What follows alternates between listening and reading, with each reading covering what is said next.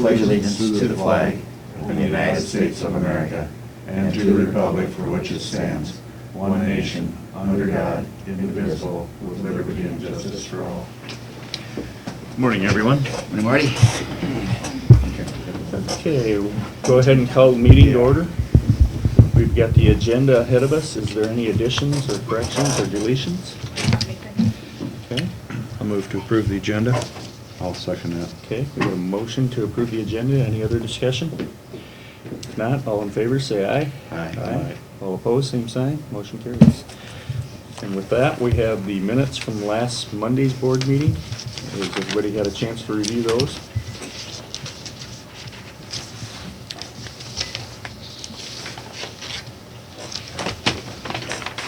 I thought they read very well. I thought they read well as well. I move to approve the minutes. I'll second that motion. Okay, we got a motion and a second on the floor to approve the minutes. Any other discussion? If not, we'll call for the vote to approve the minutes of last Monday's meeting. All in favor, say aye. Aye. All opposed, same sign. Motion carries. Okay, with that, we'll start out with the first item on the agenda today, and that's the case management MCO discussion. Justin and Angela.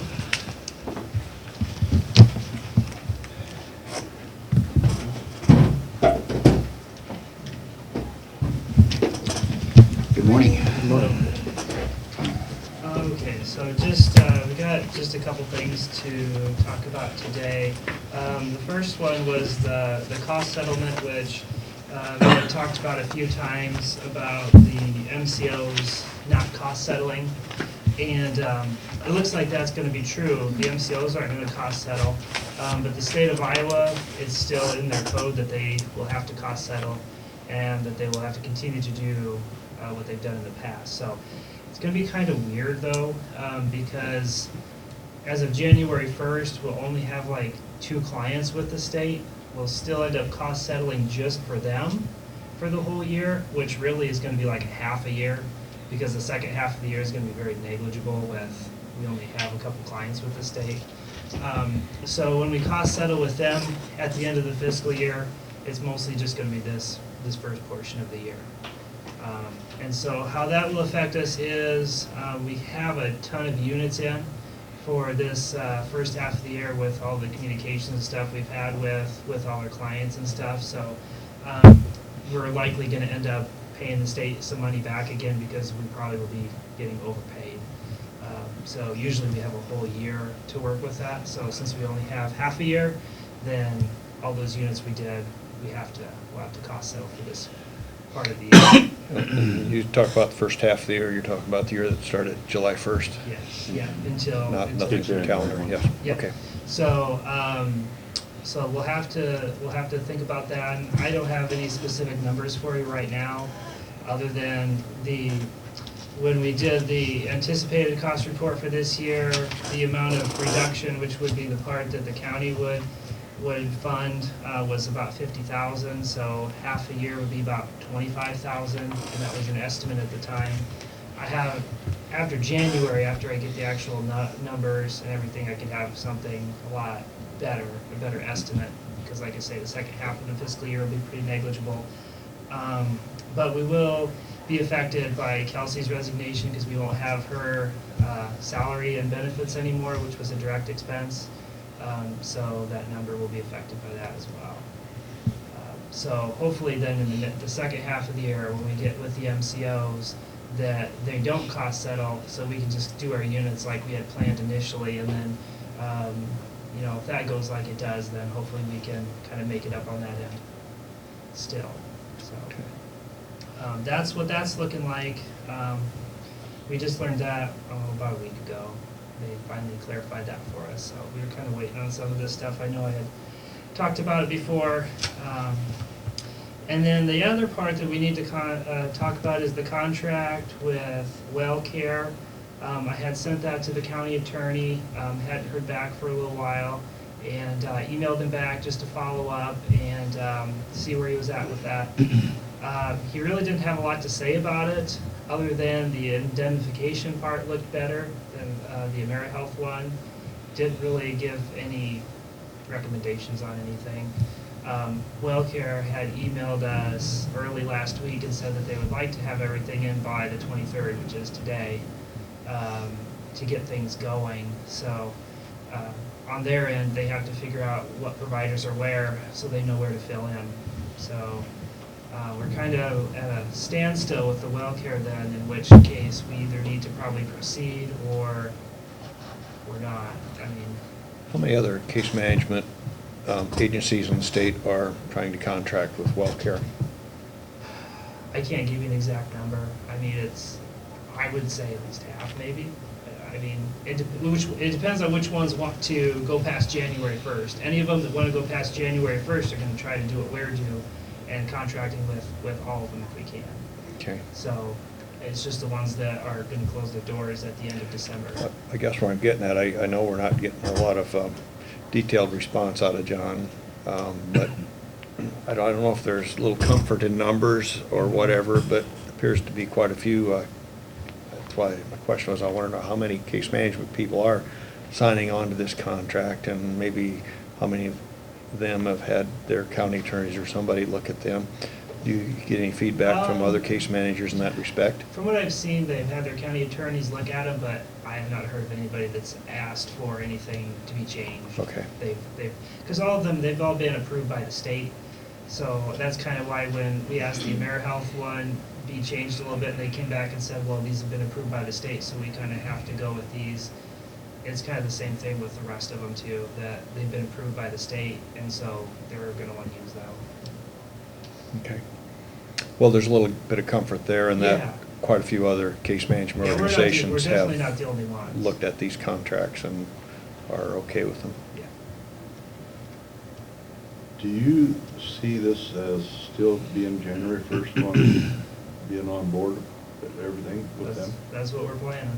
Well, I know we're planning, but I was at ISAC, and then with this weekend, I see a lot in the paper, and I see where even the hospitals and doctors Yeah. are all now saying, this thing can't happen that fast. The one thing that they've been steadfast on was that this will start January 1st. They finally got the packets out, the client packets, finally got those out at the very end of last week and the early part of this week, so they're still moving forward. I just wondered on your end if you see any movement like that. 'Cause I've heard a lot of, CMS hasn't approved it yet. I think they're waiting for that appeal Yeah, decision to be made. I had the same concern, and actually Morgan Stoddard pointed this out to me, that there was several groups, 11 hospitals and the Iowa Hospital Association filed this lawsuit. And basically, they're asking the judge to put hold on the January 1st deal. And they have a big concern in that they're shifting some money from a fund that they put money into. That's one of their concerns. And all the money, the hospitals put this money into like a joint fund, and then supposedly when the MCOs start, they would lose that. They would illegally take money from a trust fund to which they contribute. Is what this is just this is the Des Moines Register article, so I don't know if it's taken out of context or not, but in addition to the article, they did have the whole lawsuit listed on their website. I didn't read the whole thing, but I think you have to plan on. Yeah. You don't know what's going to happen here. If it stops, you'll be over-prepared. If it continues, you better be planning on January 1st. At the Board of Health meeting the other night, those at the meeting who are associated with the MCOs were told not to sign any contracts until after the first week. They what, They Dean? were told not to sign any contracts. From who, the hospital? From the hospital, yeah. Were they doing that for what reason? They were gonna wait and see. There was one agency in this area that was gonna do the same thing, and they didn't realize that if they did that they were only gonna get paid at 90% of their rate. Right. And now they have reconsidered waiting until after January 1st, because they were gonna do the same thing, and then they're like, oh, we only get paid at 90%, so I know they hadn't made a decision yet, but I know they were rethinking it. I was talking with Deb Eckerman Slack, she's with ISAC, and last Wednesday, and her comments were they had 3 lobbyists out in DC working with the government out there, and she's kind of talking about possibly an extension after January 1, but she couldn't say that for sure at this point yet, but she thinks it will come. So we'll see what happens. I But- know, it's- But like you said, I mean, you gotta be prepared for it. Right. Because our clients, they have these packets, they have to make a choice on which company they're gonna go with by December 17th. And if, for instance, if we don't sign a contract with WellCare, they go on the WellCare website and look at their provider network, they're not gonna find us. Mhm. That's an issue. The other issue is that WellCare will have to fill in with their own people for areas that don't have a county case management agency. And so if we don't, intend to, or intent to contract with them, they don't know that we're here, is what we're planning on doing, so they may fill in this area with their own people too. And I mean, even if there is change on state legislation, that's gonna have to be addressed right in the first part of this session in order to get anything done. When, if people do not in advance request to go with an MCO that you're with, you'll know who those people are, won't you? Okay. All right. So I think it's give you a situation where you could be in contact with people who maybe didn't sign up for you guys. You could say, hey, well, if you really want us, you got to switch. Or if they get assigned, you may want to make sure they do that before the cutoff date. So, are you here today to ask us for Yeah. permission to approve the contract? For the WellCare one. The WellCare one. I had also sent the United one to the county attorney, and I haven't had, he didn't comment on that one at all yet, so at some point we'll need to do something Approve with that that one one. too. And that'd be the only one we have left, is United one. Right, because the mayor group hasn't sent us a contract, but we used to sign one. Well, They're just gonna do 90%. Yeah. And I think we're better off being proactive on this, because I don't think we're gonna get caught in the middle of this thing. Right. Not, we're kind of getting forced into this issue, and we don't know where we're at, but I think we're better off being on the front end of this thing. Well, yeah, if we go ahead and get these signed, then even if there is an extension, well, we're done with it already at Yeah, least, so. we'll have that worked out. Yeah. I appreciate the effort and workings too they're putting in this. I think it's, I don't know, it's uncharted waters. Well, and then when. And you don't get no answers, you don't know where you're at. Right, and then we kind of learn things as we go. I mean, with the cost reporting thing, that's just, There's a lot cost, of unknowns. we're cost reporting, half the year for the state basically, and then the other half, we're gonna be going through the MCOs. It's financially a nightmare to try to figure anything out. No Well, that's the consistency. only Yeah. cost report for 2 people. Mhm. So, yeah, I just, I have the WellCare contract here, I've had it ready for a while, so, I guess if you wanted to make a decision on whether to sign this or not, then I can get this stuff all in today, and then the WellCare will be done. The AmeriHealth was sent in a couple weeks ago, so that one's all done. So then- I'll make a motion, we approve, authorize the chair to sign the contract with WellCare. Okay, we got a motion on the floor. We need a second. I'll second that motion. Okay, got a motion and a second. Is there any other discussion? If not, we'll call for the vote. Virginia? Is the state guaranteed to get the waiver from the federal government? If you're asking if CMS, if they're guaranteed that they'll approve it, I would say they're not guaranteed that it'll get approved. I And mean, what happens if they don't? I would suspect that if they denied it, then things would stay the same, at least until the state would regroup or think of something else. Or maybe they would ask them to make some changes. So this is all in flux. It'll be in flux, yeah, until everything is signed, sealed, and delivered.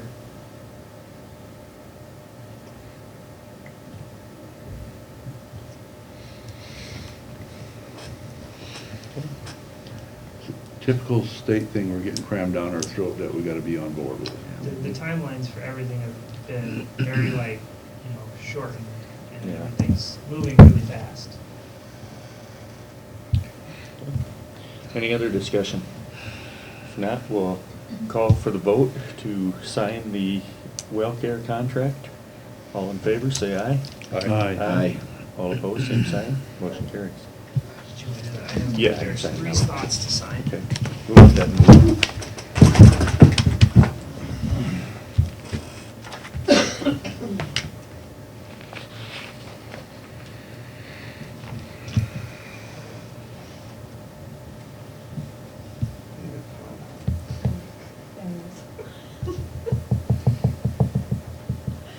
seems like after January, at least, we'll know where we are. For the most part with the cost reporting, we'll know for the most part where we are with our clients and everything, so until then, it's just kind of wait and see. Did you guys say good turnout at your events? Give people information? That will be the 3rd and the 4th, so that's in another week or so. Oh, well, Coming up. There was one last They had one at the Carroll Thursday, Center. the Carrollton, That, yeah, Iowa Medicaid came in and did a question and answer for any members and families. Decent turnout for people interested. I heard that there was a very large turnout, but the room that was available to them was very small. So,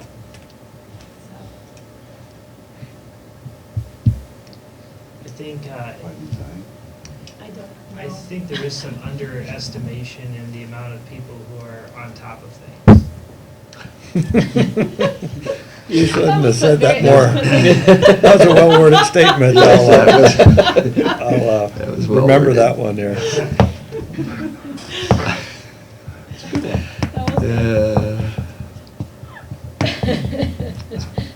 A very true statement, though, I'm sure. I think the volume of the voices that came out of that meeting were very similar to the volume at the other parts of the state.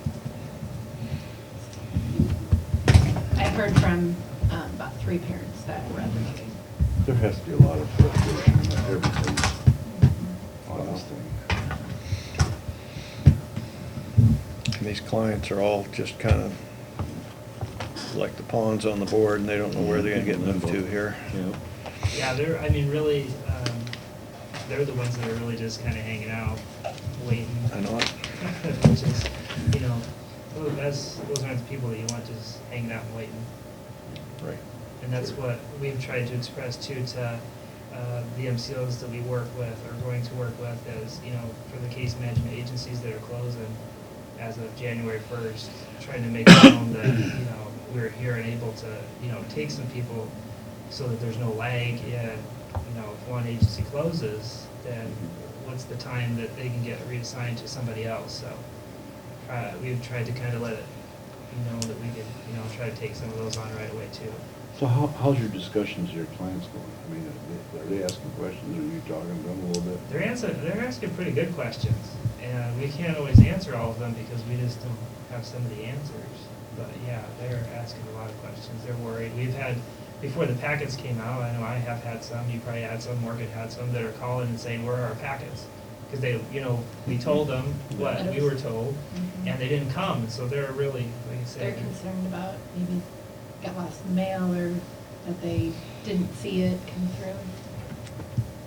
through. The population group that most concerns me is those that are not on a waiver, because those individuals on a waiver, whether it be case managers or they have social workers, at least they have an advocate working with them. But individuals that are not on a waiver, those are the ones that concern me the most, if they're aware of even what's going on, which is why we kind of decided to do that December 3rd and 4th open house, was to open it up to any Medicaid recipients in Carroll County, that they could come and get some direction. Not that we can persuade them, but we can open up our computers to allow them to see what providers are going with what managed care companies. So it's not just an open house just for our families and our members, for our clients, it's for any Medicaid. Kind of be a pinch hit advocate in a way. Correct. Mhm. Okay. Well, I appreciate all your communication between meetings too. There's just a lot going on, and I think this month of Yes. December is going to be absolutely crazy. Yeah. It should be interesting. Hopefully, you know, everything just gets finalized so that everybody has a clear idea of what's gonna happen. Okay. Thank you guys for Thank your you. time. Thanks, Josh. Thanks. Thanks, Keep in Morgan. touch. You can leave that one there. Okay, with that, we'll get on to the next item, is to approve the payables. You got that in your packet?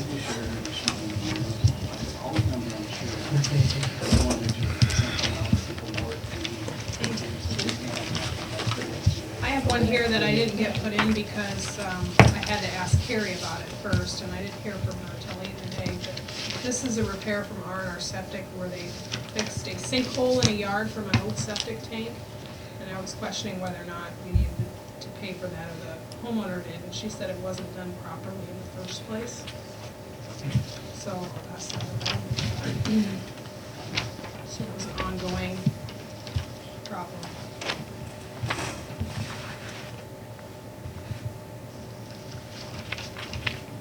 Do you have Dave's papers here for his claims right now?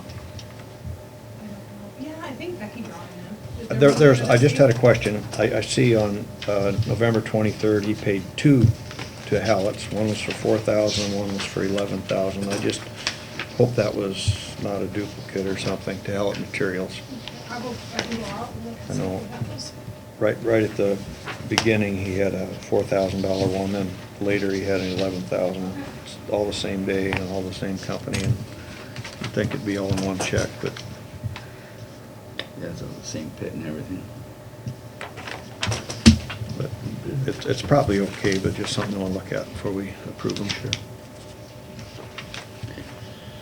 Yeah, if it wouldn't have been for the, Those aren't here yet. Okay. Have him double check that when he gets in here. I will, just in case there's an issue there, we can always pull it. if it wouldn't have been for the Rolling Hills contribution, it would have been a real nice month. Yeah, that's 180,000, is that what it was? Yeah, yep.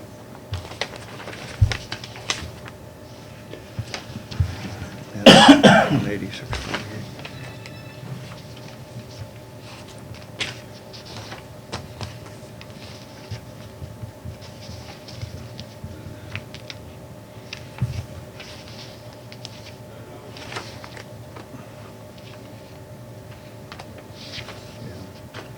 Otherwise, I didn't have any other questions.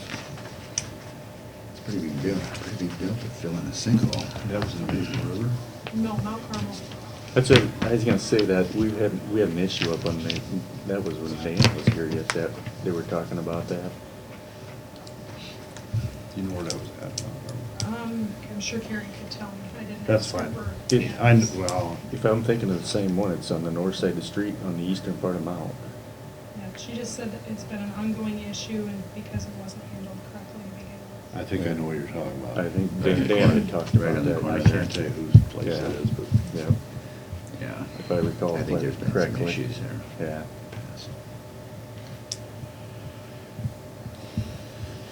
You know, I kind of question how many more issues are gonna show up there. There are no more questions on the payables. I'll make a motion to approve them, as well as, I'll second that motion. Got a motion and a second on the floor. Any other discussion? Matt, we'll call for the vote. All in favor, say aye. Aye. All opposed, same sign. Motion carries. Okay, with that, we'll go down to the third item, is to approve the plats, and we have two of them today. One is in Pleasant Valley, Section 7, and the other one is in Washington, Section 24. And those are in your packet. well, the one was just establishing a Yeah, a lot. Line. Yeah. Yep. dispute or whatever, I suppose. And the other one, we'd handled the previous week, that same piece of real estate on Lot 2. Yeah. And this week, what's remaining there is being determined as Lot 3. Yeah. Yeah, so they were, these plats have reached a new level of uniqueness the last few weeks, I think.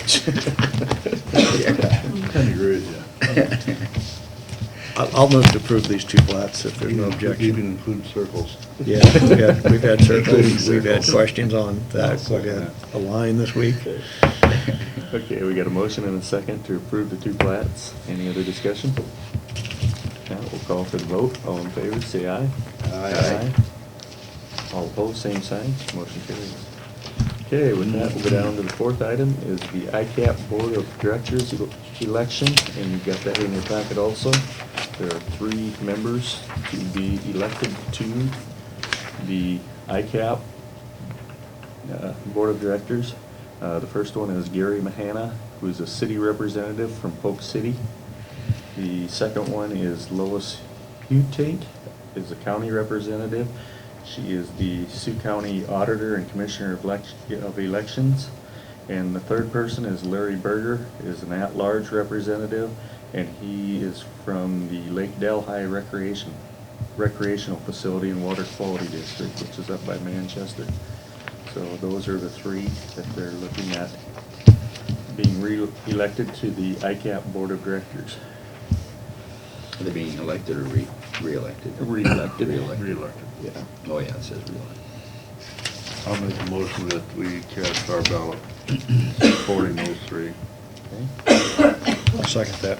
Okay, got a motion and a second on the floor to appoint the three representatives for the ICAP Board of Directors. All in favor, say aye. Aye. All opposed, same sign. Motion carries. All right, I'll get those marked and nail the card back in. Okay. Okay, that will go down to the fifth item. Barb, is there anybody else coming from the Historical Society? No. Okay, we'll go ahead and start with do the Carroll County Historical Society funding request. And Barb Hackford is here to do that today. Welcome, Barb. Morning, Barb. Thank you. Morning, Barb. I think we've accomplished quite a bit this past year. We have the barn open, the barn's been cleaned, and new displays and things rearranged, and we had quite a good number of people that came, signed in. Even LeBron James showed up one day. So I think I know which three kids. 'Cause I saw him there again one other day. So the barn has been a success for us. The chandelier series at the museum allowed us to change a major display. Every 2 weeks we had new displays out. So that was a step forward for us. And we also had a meeting at Ralston, a regular board meeting. And we've been invited to Lanesboro for a board meeting. And we're going to keep this practice up, trying to get into the various communities around the county for board meetings. So I think that's been a good change for us. For events, we had an open house at the barn, and again, I'm working on the open house for next year. I'm going to try to get all 4 sites open at the same time, and I'm working on getting a couple of volunteer groups to help us out with this. We have 2 major events of the year, and that's the open house in the spring and helping with the Fall Fest in the fall. And we just simply need more help with that, so we can do more things there. Our Civil War group did a reenactment at the barn at the Swan Lake site in July, and that was not well attended, but it was interesting. It was a very good program. And then we had our Hyder tractor actually working at the harvest party. It powered the threshing machine. They threshed a whole load of bundles. So it was wonderful to see that working again.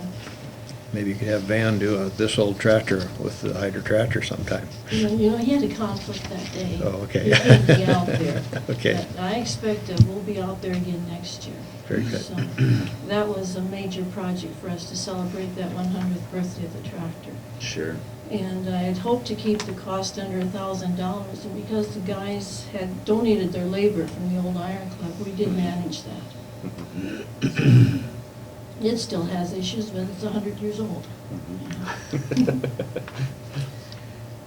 Let's see, our fundraisers worked really well for us. We did receive a grant that would help with the cost of the calendar, so that's helpful. And we did tip night again at Pizza Ranch, and that was good for us. The calendar, of course, is the biggest thing, and we have that available here in town at several locations and around the county, too. Quite a few places, Manning, Arcadia, Halberg, Rita, and Glidden. So our sales have been going well. Good. So that's a good thing. It's a high-quality product, and it seems as soon as people see it, They're interested. they're interested in it. Okay. Now, I've got a couple of goals. My major goal for this coming year is to work on membership. And the board has been talking about adjusting the levels of membership and getting an incentive and things like that. So hopefully by this next year, I can report something on that. We're also thinking about getting a plaque in the museum for our lifetime members. You know, a lot of organizations have this for their donors. You donate some amount of money, you get your name on a plaque. So we're thinking about that as well. So we'll see what happens with this next year. And another exciting thing that's in the works now, I want to start a program out at the schoolhouse where we have a student teacher, someone from the 2+2 program at DMAC, to actually have a class come in, whoever we get to volunteer for that, and teach a morning or an afternoon or maybe even a whole day at the school. So there are a number, I've gone to the country school conference now for a couple of years, and they've given us a lot of ideas on how to do that. So those are the major things that we've been doing. Do you have any questions? We did fix the porch on the museum. Birds were sitting on there and just making a mess. And we've been asking the city for a while, as in years, to do something, and now the walls on the inside need to be fixed. The city said they were gonna start that maybe next month yet. So I figured we had a patron membership donation and a memorial. I said, you know, we've got the funds. We need to keep those steps clean. Let's just go ahead ourselves and fix it. We did that.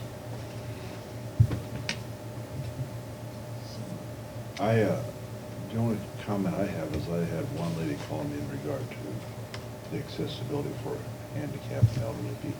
And you probably know who I'm talking about, probably. Right, I had someone ask about that. Yeah, and I just said I'd mention it, because I know that's kind of hard to do, and it's going to be probably very expensive to do. We looked into it a few I know years you did ago back when a couple years Carroll ago. was still Yeah, I remember curator, that. and it's on the National Historic Register, but there was a north door at one time. And we'd have to work through the state architect. And back a few years ago, the cost was $100,000. Yeah, see, it's just, Yeah, I it's knew there was something like that. Cost prohibitive. And I kind of explained that to this person, but I can see that any older person that wants to follow up on some history and stuff. Yeah, if they can get into the building, we've got the stair lift to the basement. And even then, we're really cramped for room inside. If we had to make that for wheelchairs, it would be a problem. Yeah. For wheelchairs to turn those corners and get around. And this person was in a wheelchair, but, you know, maybe, of course, those outside stair lifts, they're not cheap either. Well, I'd hate to alter the building that much. I don't know if we'd even be allowed to do that. You say there was an entrance in the back? Yeah. At one that's- time there was, At one yeah. time there was. Yeah. And you'd have to go through a state engineer. Yeah, the state architect and all of that, because once you're on the National Historic Register. Even on the backside, huh? Yeah, see, what would save us was the fact that there was at one time a door. $100,000, that's quite a program. Yeah, because it's been probably 4 or 5 years ago we talked about that. Yeah, Yeah, that's what I thought was, Yeah. it's been a while back. the city owns the building. Mhm. Something just keep in mind. Well, it's been in I mind, know, yeah. and I figured that. And I do get Because tours knowing from this groups. person, she said she talked to somebody, and I assume she probably talked to you. We do get groups where people aren't too mobile, but they're not in wheelchairs. And they can make it up the steps with difficulty. So I've been kind of playing with the idea, could we get the county and the city together? What grants are out there? But even then, it would be a major change to do even to that back office area. We just need more room.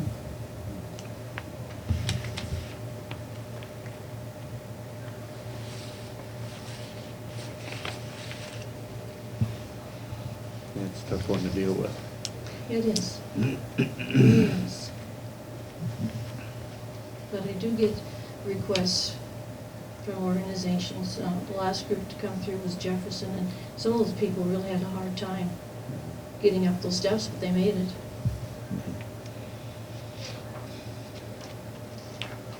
What is your request for this year, Barb? 4,000 is in the past, please.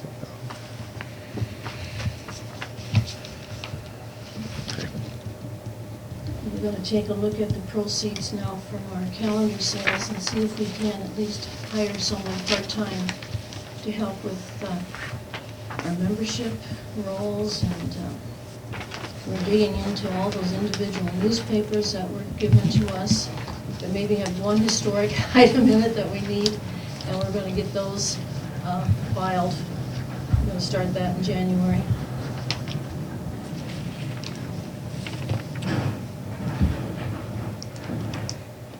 Any other questions or comments for Barb? Well, just thanks for all the work you do, Barb. Yeah, thank you. You're, Thank you. You're a great leader for the organization. Keep it up. And the calendar was a lot of fun to do. I can see that. Just trying to get them all sold now. It's a good product. Okay, thank you Okay. very much. Thanks, Thank Barb. you. We'll Thanks, keep in Barb. touch with you.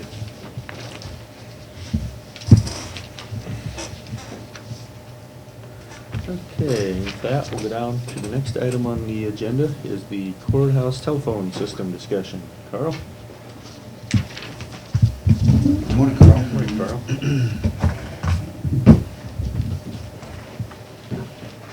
Just kind of wanted some general guidance after Dave came in and gave his proposal last week. Had kind of that short discussion. I did contact Scott Telephone. They're coming down this week to look at the system. We already had a quote from Western Iowa Networks on upgrading the existing equipment that we have, which wouldn't include any phones. It would just be the equipment down there and the software to run it. What we ran into, it's been several months ago, we had about a third of the phones go out in the courthouse, and Western Iowa Networks came in and looked at the equipment, or found the piece of equipment that wasn't operating, and tried to find us a replacement piece of equipment to get us by, and couldn't find the piece of equipment because it was outdated. And we got lucky that day because after we worked on that for quite a while, I said, you gotta check the UPS, which is an uninterruptible power supply, and fortunately, that's what it was. We could replace that piece of equipment easily, and got that other one back up and working, but kind of got us thinking that, we're just one piece of equipment away from losing at least a third of our phones in the system. So we asked Western Iowa Networks to prepare us a quote for getting us some updated equipment. And then our software was an issue, and that we had purchased 2 new handsets. We had, I think, one go out in the auditor's office, and I can't remember where, somewhere, another one had gone out, and we plugged them into the system because the sheriff's office put in an additional phone and needed an additional extension, and the new ones wouldn't work with it. And all the research into that was that the phones were too new for the software that we're operating at. So that was another impetus for getting some quotes. In the meantime, we keep getting contacted by consultants that want to be our consultant on the phone system. We got a quote here from Ellert and Associates that want to come in and evaluate the whole system. They don't have any skin in the game, so they're independent as far as they don't have anything, a product to sell us as far as the phone system goes.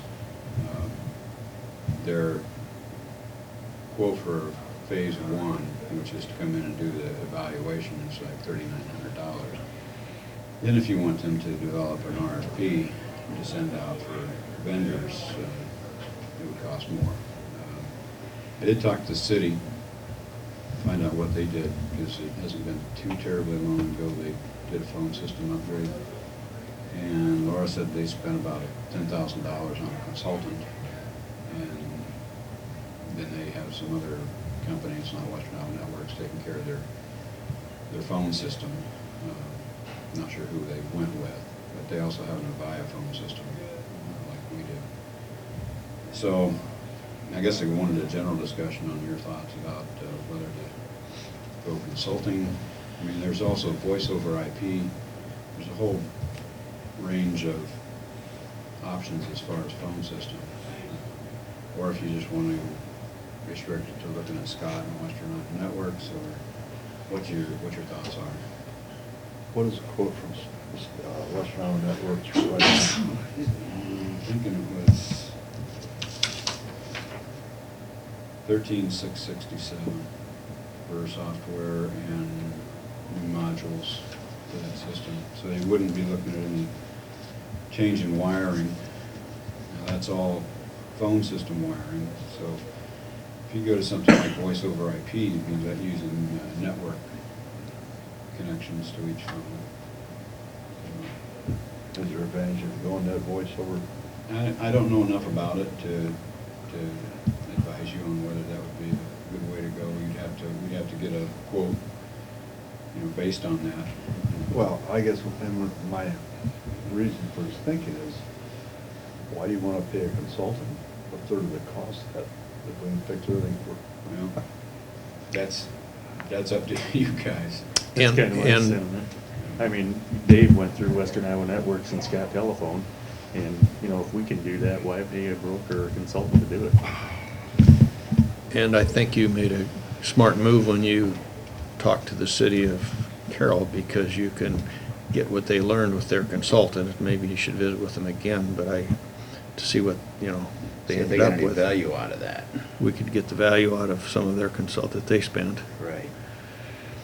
But I agree. I think for the amount that you got on a quote here, to add another 3 or 4 on top of that for consulting is Yeah. quite a bit. The only thing is if we were really looking at voice over IP and, the whole gamut of options, that there probably is some value in getting somebody in that doesn't have any, isn't selling you a product, but on the other hand, if that's the only 2 vendors we're really looking at, then If this was an American Home Shield where you had phones everywhere, I would think a consultant would be a pretty smart idea. But we're kind of a middle-sized business, right in between whether we should have a consultant or not. And I don't know, I'm thinking people are using the phone less than they were several years ago. They're using more email. I know I do. Instead of calling in, I'll send an email. It's convenience to both me and the person receiving the correspondence, that they can answer it there.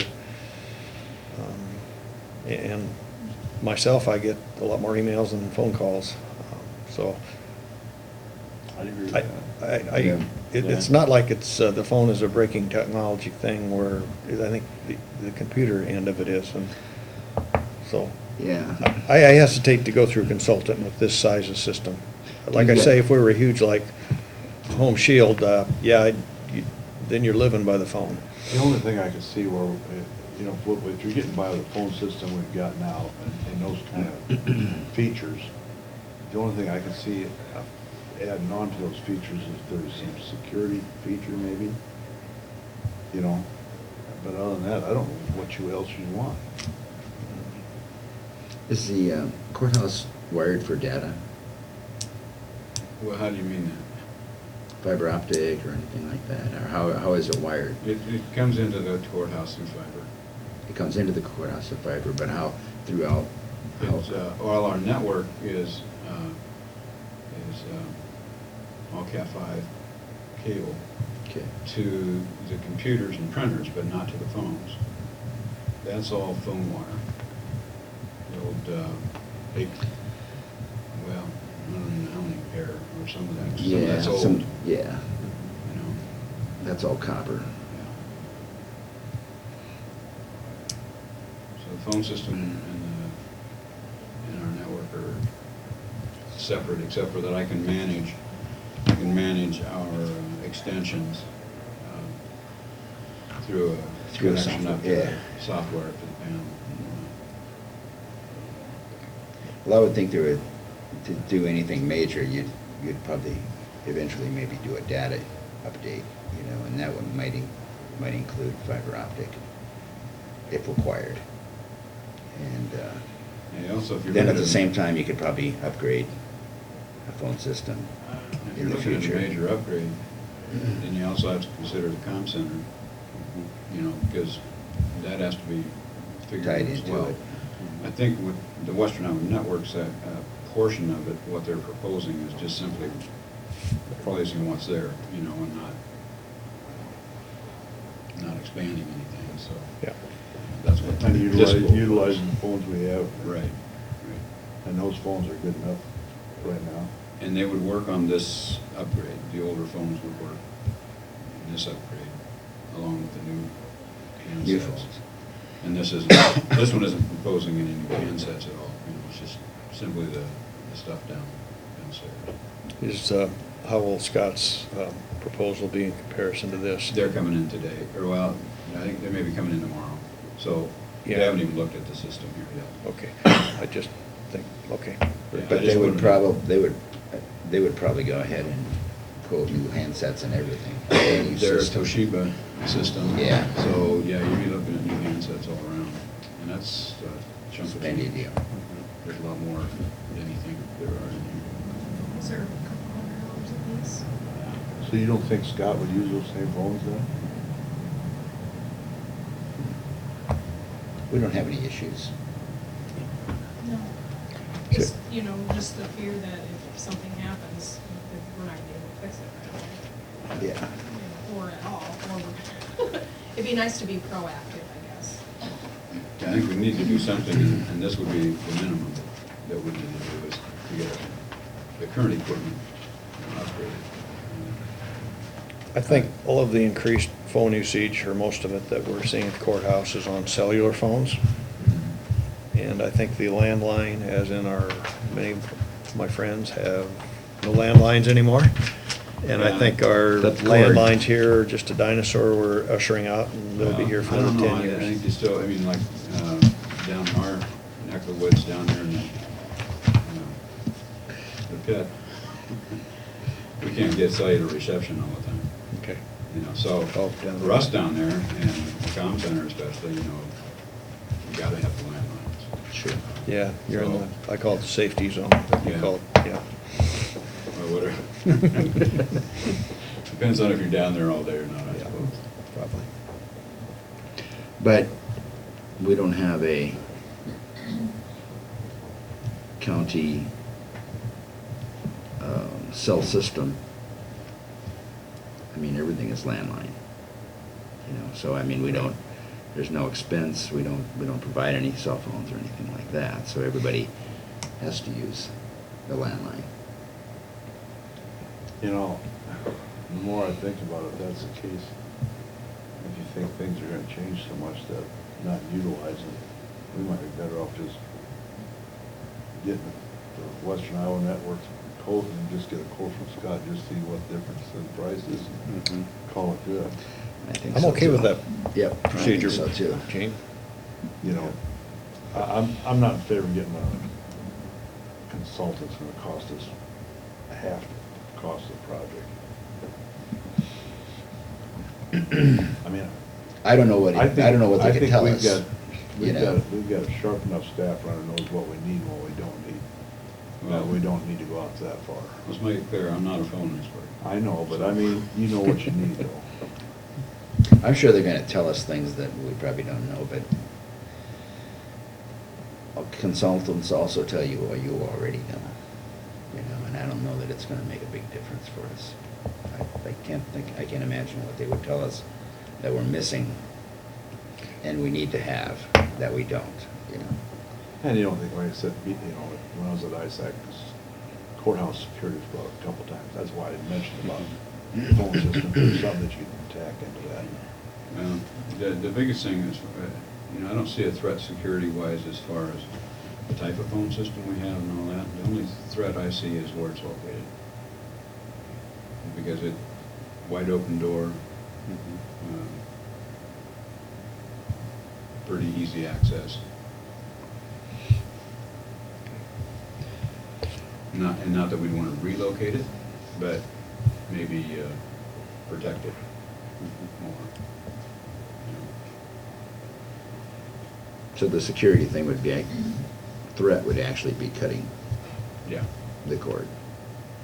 So that It's nobody a- could it's a communicate. And It's what a I was physical. thinking is a way of notification. You know, if. I see. If the.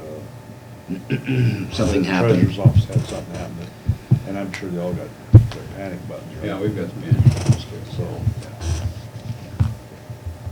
Well, I'm in favor of getting another quote, and maybe you'll become better educated after you talk to Scott as well, and if you do, share that knowledge with us. Okay. And if you want to talk to the city again, see if you can. Yeah, Get there some may more be some more information on what, information there. yeah, get some more information on what the consultant actually did for them. I can do that. Tell the consultant to back on. Or if he wants to put something together as far as what he can actually do for us. Well, they have put together a proposal. And it's, quite a laundry list of Sure. what they would do, of course. Certainly make that available to you guys if you want to read it. Sure, I don't, if you can email it to me. Okay. Want to email all you have a Just copy put it of out on Yeah. email, we can look it over. Thanks. All right. All right. Okay, thanks, Carl. All right, thank you, Carl. We do need to, at some point here, talk about HIPAA again. I'm going to talk to Marty and Jane about that. I am talking to a company this week that is in Jasper and Greene counties that has a software to manage their HIPAA.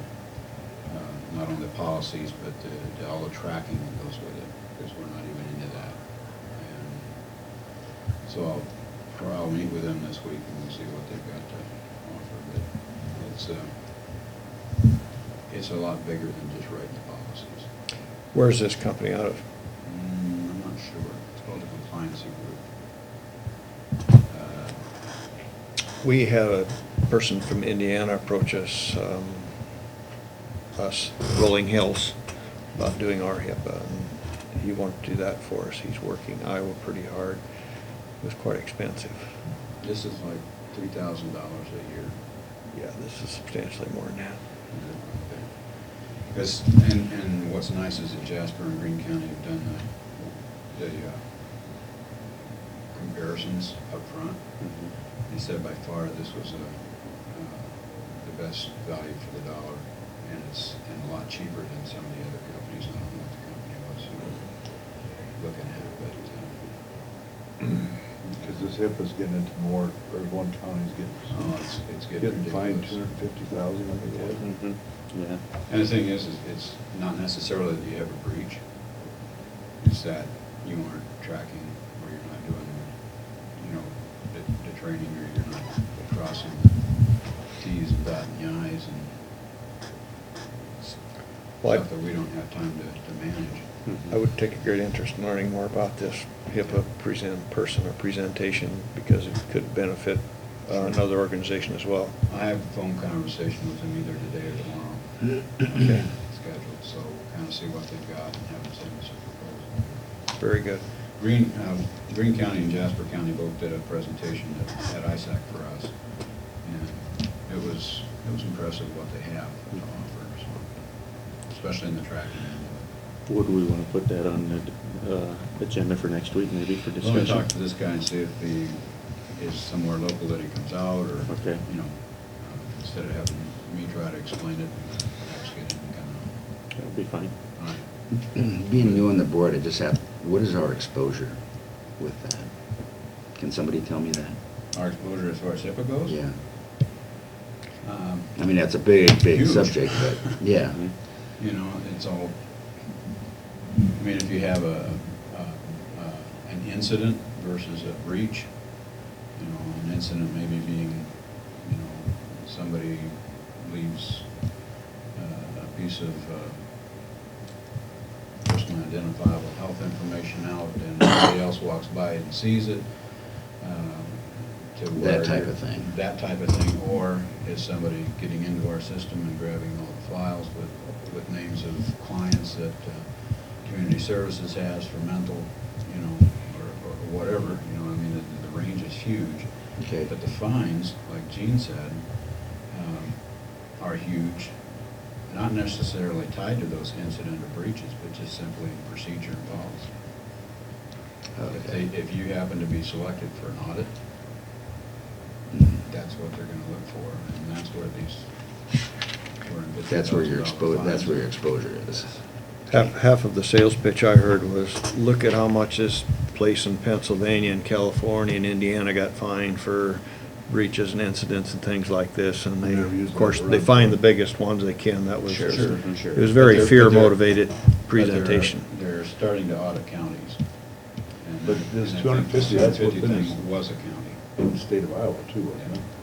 Yeah. I couldn't tell you which state. And it's really kind of ridiculous because the amount of data that we have, personally identifiable health information, is pretty small versus a doctor's office or a hospital. or, Sure. You know, it's pretty small, but It's there. it's there. So, Thanks, Carl. you bet. Thanks, Thanks, Carl. Carl. Thanks, Carl. Okay. I think they're coming right now. Yeah, I see him. Yeah.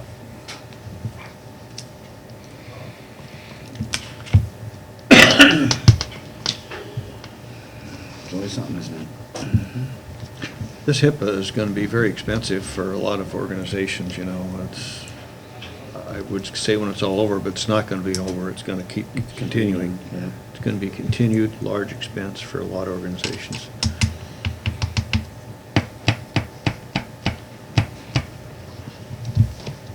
Morning, everybody. Do we have more coming for the library?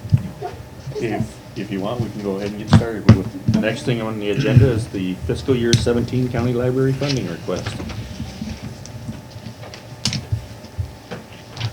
These for you all too. Okay. Thanks, Brandon. Thank you.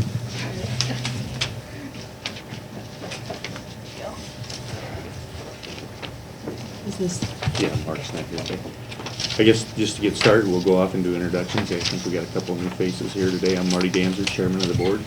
Good morning, Neil Bach, Carroll, Iowa. Gene Miners. Dean Shetler. And I'm Faye Saddle from the Coon Rapids Public Library. I'm Erin Wolf from the Glidden Library. Randy Ledford from Carroll Public Library. Okay, Linda Mulbauer from Manning. okay, welcome. Thank you. Okay, with that, we'll start off with the funding request, okay? And we have before you and our transactions, and I guess what I really kind of want to point out this time too is the circulation, 155,000, and library visits, 115 for Carroll County. Yeah, libraries are still viable. Computer use, 13. This does not include wireless, because my wireless now is higher than my landline use. Meeting room, there's only 2 of us that have meeting rooms. And in-house use, I want to kind of point that out, and I'm not sure that we all, yeah, but just in our library alone, that 5,000 is in-house use. That does not represent the transactions because it's not checked out, is what people use. And then to do the in-house use, none of us have door counters, and so we do a count once for 1 week and then multiply by 52, but the state has standards on that. We can't use it during the summer, we can't do it during the summertime because we inflate it with summer readers. We can't do it during tax time because we have people coming in, so from January to April, we don't do it. We have to do it on the time when nothing is scheduled, so you're looking at probably our slowest weeks. So I think if we had door counters, you would see a way increase in in-house use and visits. Anything? I just wanted to mention that statistically, I think for the most part, most of us were up in statistics for this last year. Of course, that depends on different collections. Children seem to circulate more. They have, at least in Carroll, for the past few years. So our children's material is used quite a lot.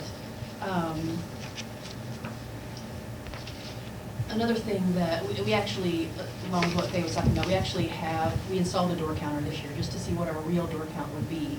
And that went live July 1st. So we'll see, we actually are just letting it count for the whole year, and we'll see exactly where we're at as far as count, so it counts both ways. in and out, and you just divide by 2 and you get your monthly work count. So we did do that in Carroll just to kind of see exactly where we're at. We actually feel like we've been busier and our stats prove that we have been this year. We actually have done a lot more programming too in this past year, and I think that might be true for all of us, that we have really increased our program offerings for the community, because that seems to be what the community is asking us for. Anything else we got? By the way, I wanted to introduce Linda Mulbauer. She actually replaced Renee as the director in the Manning Public Library, so we're really pleased to have a new partner in crime with us here at the community meeting. So. And one thing I want to do, and also on our virtual CERC, there is no way to pull out rural versus city. So we can't really get you an accurate count of rural users. And also our databases, they're not included in there because the state doesn't require it there. But with our EBSCO host databases, the references that we get, and we buy several other ones. The small engine one, just as an example, in March had over 40 hits just for our library alone. And so we're talking databases, and the Learning Express, that we have the tutorials, you know, that count's not included in here. But those are all things that if libraries went away, databases would go away. And so where they're becoming a valuable and important part of library use.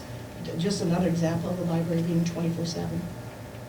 And we're almost really, you know, the physical libraries, and then we have virtual libraries too. So our websites are usually our portals for people to get into these databases. And it's really, like, when we look at our funding and we look at how much these databases are costing us, we try to be very responsible about, well, how much is it used during the year, and then how much, you know, does it cost to actually pay for that, and hopefully they offset each other, or hopefully it is a value, and the return on investment for the community is a good value.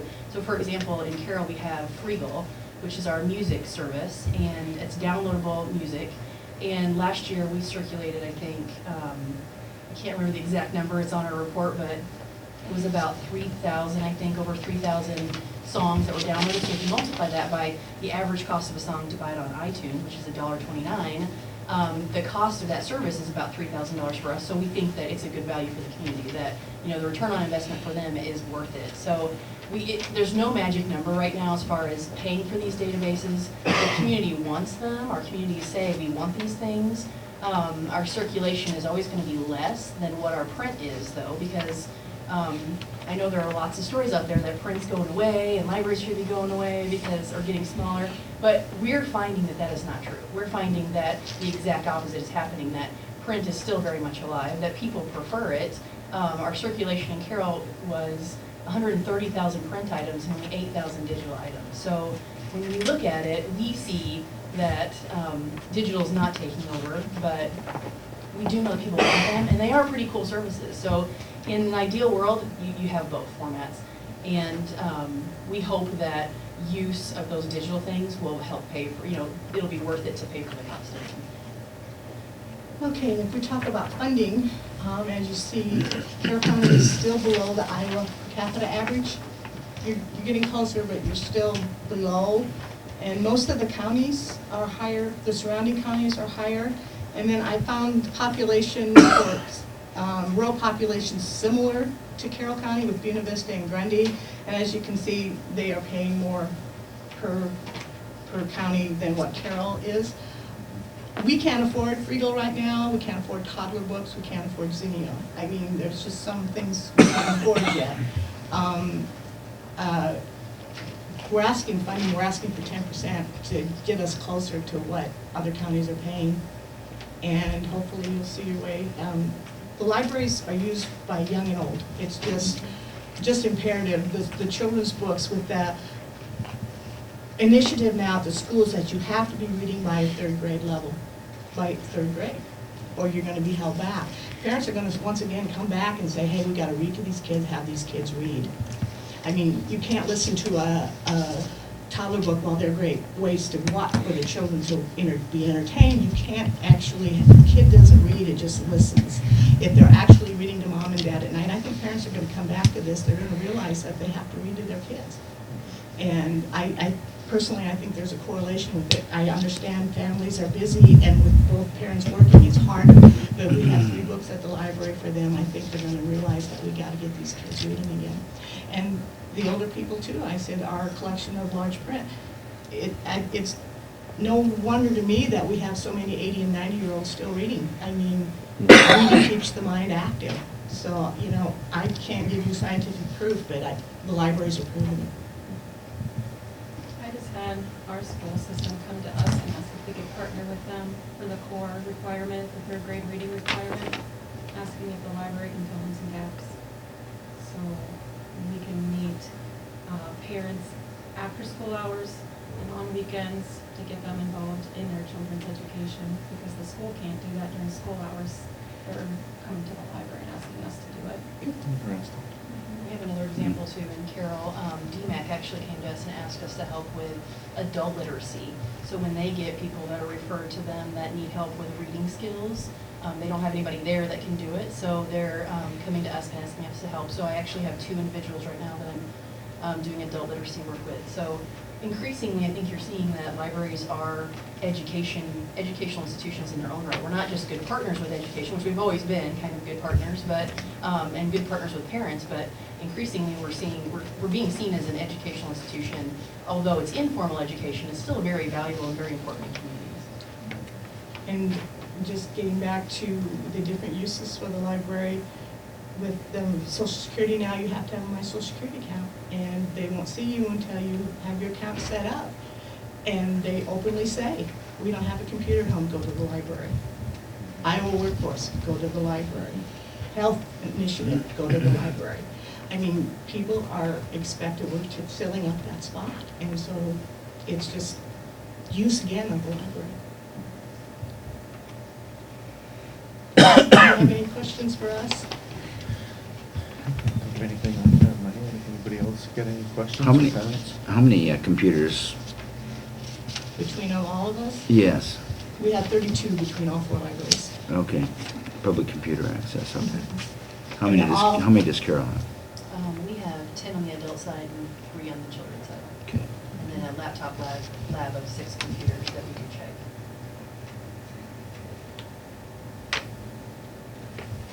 How do you control computer usage in there?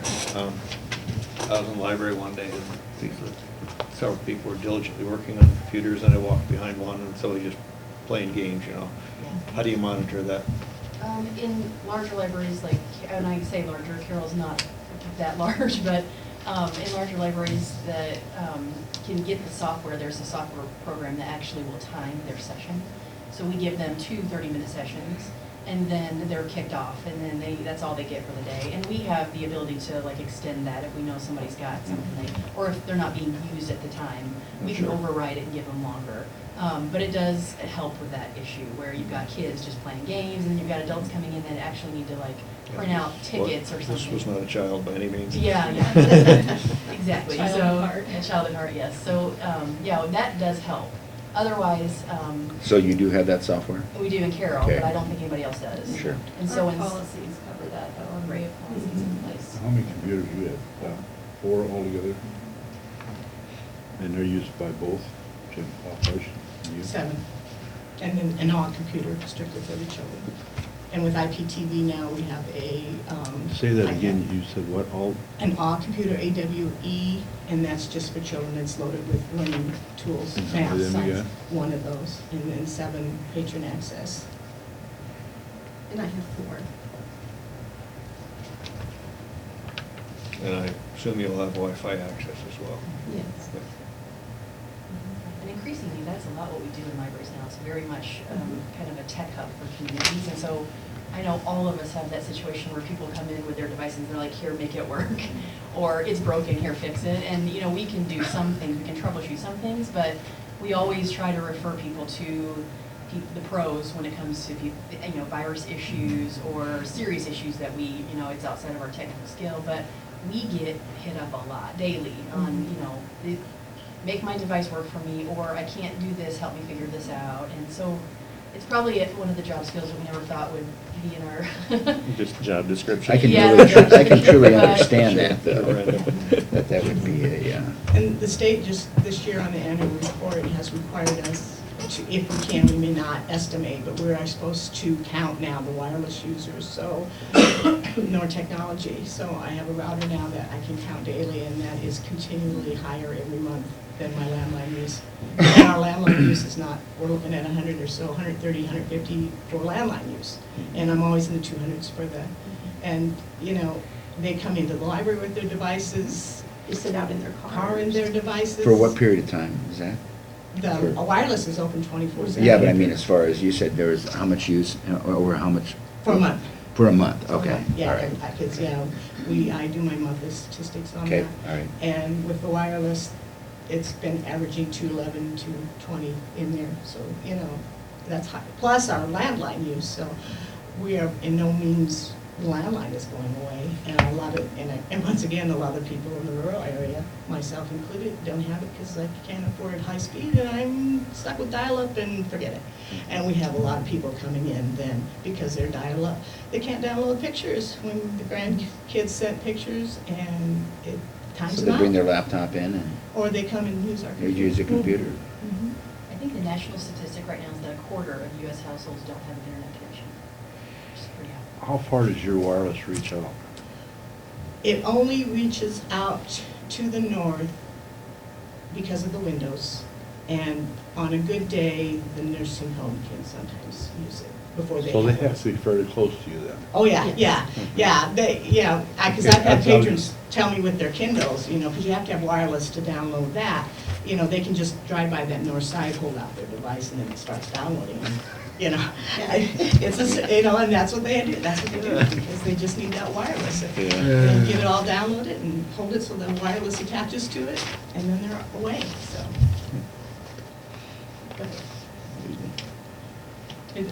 I think it's just a continuous increase, because, our people that aren't familiar with computers, we offer those people help. We don't do it for them, but we come and we walk them through the process.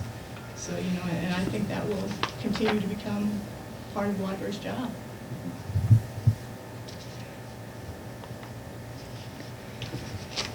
Any other questions or comments, details?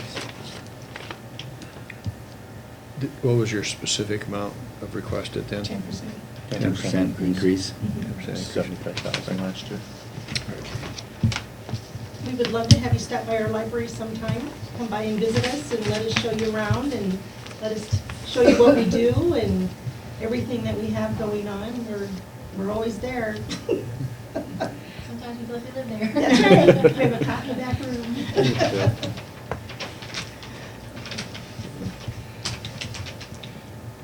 There are no other questions or comments. Thank you, ladies, for your Well, thank you. input today. Thank And we you. will keep in touch with you as far as when we get through the budgeting process, and Thank you we'll very go from much. there. And thank you for all your past support. We Yes. can't really without you guys. All right, okay.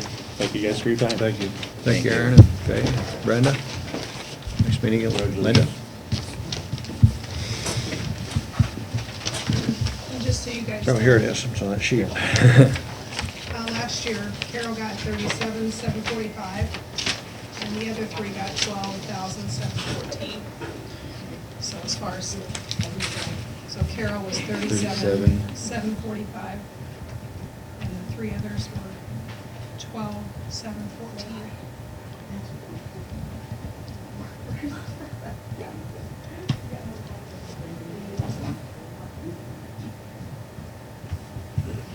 Thank you, Courtney. Yep.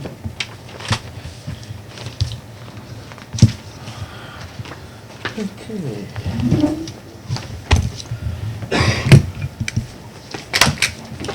Guess with that, we'll get on to committee reports. You want to start off, Neil? Sure, be glad to. Wednesday had the Carroll County Coalition meeting. It was very poorly attended, and I think the main issue is we've been meeting at the Extension office, and they are asking us or considering, they're going to go to the Extension Council and ask them if they can charge us, because they have other organizations that use that meeting room that get $50 a meeting. And it was brought to my attention that several other counties, including, I even have a list here, use their county extension offices free of charge. And so we decided we should contact the Extension Council because they're going to be making that decision. And it's Guthrie, Green, Audubon, and Crawford have these same meetings and do not charge. So I wrote each of the members a personal letter that's on the Extension Council and asked them to continue letting us use that room free charge. And ironically, the programs that the coalition does parallels with a lot of things that the Extension Office has done. They've even had the program there a few times, and they've participated in the past. Okay. Also on Wednesday, had the local planning group meeting. And the main thing there is, I believe I mentioned this one other time, there's about $81,000 of DCAT money that we have that's in the use it or lose it category. And so they have formed, and I'm on this committee to take applications for mini grants. And over the week, or Friday, Molly delivered several of them here, which I need to review. And myself and the rest of the committee is going to determine how to disperse that money. And I don't think we have as many applicants as what we have in money. Then Wednesday afternoon, I spoke to the Carroll County Leadership Institute. There are about, I would say, 20 people there, and it was their government night, and they wanted me to come there and talk about county government and that type of thing. So I gave them an overview of what the responsibilities of the county supervisors were and how we try to communicate with the public and maybe disagree but work together at these meetings. And it was a great group. They had great questions. Also, I had time to look at the Plains area audit, and it was kind of interesting. I was kind of curious to see if I could find out a little more detail about some of their rental situations. And that wasn't detailed out in here, other than they're spending just a little bit more on rent between all the counties and what they were. But I typed up a cover sheet of some things that if you're interested in looking at, and my hand scratching was pretty bad, so I typed it out so you'd understand it. But on the first thing that struck out to me on page 4 is how much better off they are financially. In 2014, they had $8,974 unrestricted cash. This year, it's $436,000. So that's an increase of $427,000. So financially, they're sitting pretty good. Then on page 9, it showed where the money was coming from, and it's from fees and grants from governmental agencies. In 2014, they'd gotten a little over $427,000. And this year they've got $944,000. So their income is coming from grants from us. And I also did they've taken in more on their outpatient and community services, but actually made less money. They've taken in almost $2 million more from their outpatient services, but made $400,000 less. And then they did make money, just not as much. So it all kind of came together towards the end of the notes on page 19. And the supplemental information. And it broke down this money that grants from governmental agencies. And it's pretty much coming from two sources, Rolling Hills and Sioux Rivers. And so they've had quite an increase over what the counties had paid individually. And they have picked up a few counties. Previously, they were contracting with about 5 counties, including Carroll County. And but the amount they're getting now is significantly higher. And when you get this, if you have time to look at it, on page 19, it shows how Carroll County was paying extremely larger amount than any other county, including Buena Vista County, who has essentially the same population as us. So we certainly paid, and it calculated out to about $8.13 per capita is what we were paying. And now even though Rolling Hills is also paying more than what they were, but it doesn't make sense because Sioux Rivers is getting charged less per capita than what we were in 2014. So what it says quite clearly is, in relationship to the other counties, Carroll County is paid a disproportionate amount in 2014, and Rolling Hills is paying a disproportionate amount in 2015. And that just comes through loud and clear on here. So, I don't know. Back to fee for service. Huh? Proves it needs to be fee for service. Absolutely, Exactly. absolutely. Yeah. You knew where I was going, and some of these figures that I mentioned earlier are confirmed and shows where they were carried forward, but they are flush with cash. They're charging quite a bit more than they were, and I can see where there's some different services. The services have changed, so there should be an adjustment, but there's been an over adjustment perhaps, which shows in all of their cash that they have. So anyhow, I'll just give this back to Courtney, or you guys can look at it. I'll leave my recycle paper. I'll leave my hand scratching on the back to show how I got the figures, but there's the figures, and here's the audit if anybody wants to look at it as well. Otherwise, Courtney will have it on file, or you're welcome to look at it if you want as well. So that was a real eye-opener there. Another two things I wanted to mention. Well, the Des Moines Register thing, we already talked about that.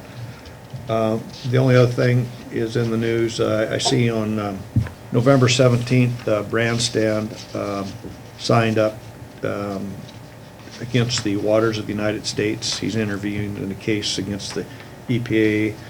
He joined 13 other states, claiming that the Waters of the United States is overreaching their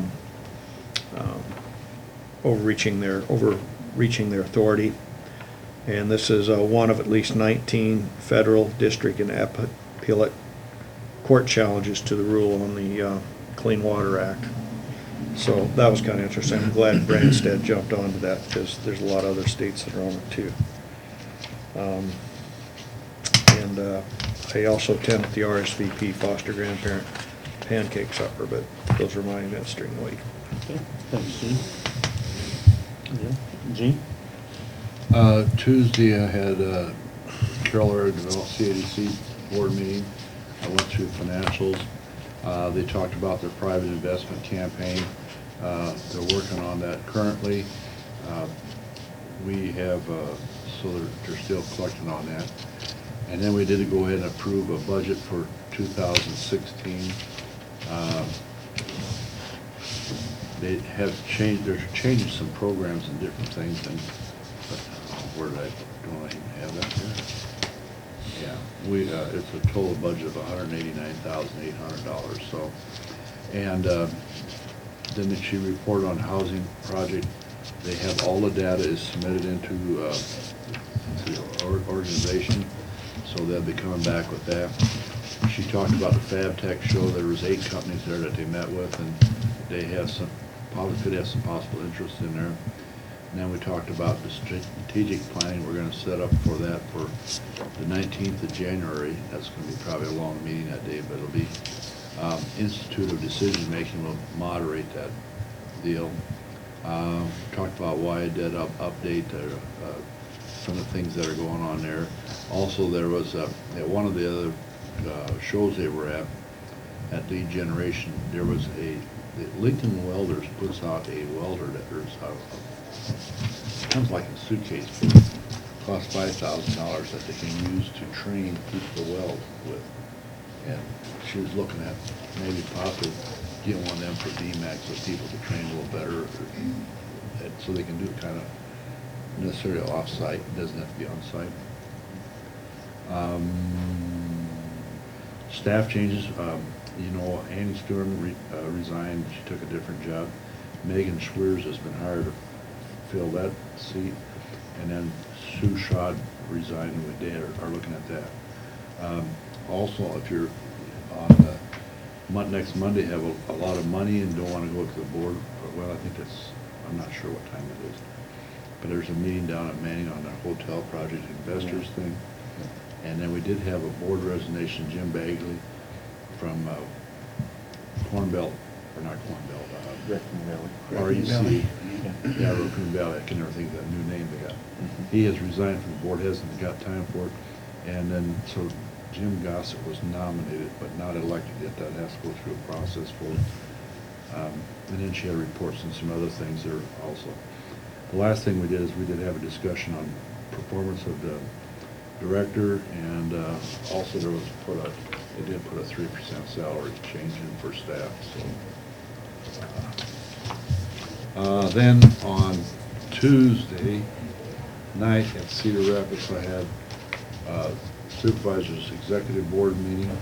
We did have, first thing was the nomination for new board members, or for new officers. I think there was a train blowing real close by there. As a matter of fact, it kept me up most of the night, but also a train that railroaded some people. But anyway, I was nominated as second vice president. And so that, if you're aware of it, it's kind of historically, they keep moving up. So currently Berlin Matthews is the president, Carl Mattis was first vice president, Denny Wright is second vice president. So now I will be second vice president, and Denny Wright will move up to first vice president, Carl Mattis will move up to president. And then Lee Dimmitt decided not to hold the secretary treasurer's seat because he's going to have a busy year the way it sounds like, so Ken Abrams was nominated for that. And then just to cover the subject, in our supervisors affiliate meeting, our business meeting, those nominations were elected on and they were approved.